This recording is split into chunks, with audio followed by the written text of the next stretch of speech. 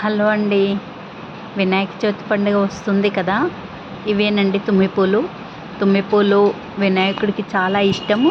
ఇంకా ఈ తుమ్మి కూర కూడా, ఈ తుమ్మిపూల ఆకులని కూరలాగా పచ్చడిలాగా చేసుకుని ఆ రోజు తప్పనిసరిగా తినే ఆనవాయితీ ఉందండి. మన పూర్వీకుల నుంచి ఇలా తుమ్మి కూరకి ఎంతో ప్రాధాన్యత ఉందండి. ఇది చాలా మెడిసినల్ ప్లాంట్ అండి. ఇది మన ఆరోగ్యపరమైన ఔషధాలు ఇందులో ఉంటాయి. అందుకే సంవత్సరానికి ఒక్క రోజైనా కూడా తిన్నా అంత పని చేస్తుందంటారు. ఈ వర్షాకాలంలో వచ్చే జబ్బుల నుండి కాపాడుకోవటానికి ఇలాంటి మెడిసినల్ ప్లాంట్ మనము ఆకుకూరలాగా వాడుకుంటే చాలా ఉపయోగాలు ఉన్నాయండి. ఇది పప్పులో వేసుకోవచ్చు, పచ్చడి చేసుకోవచ్చు.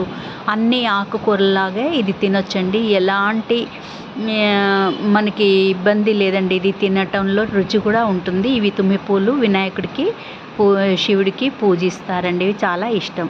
బాయ్ అండి. Thank you for watching.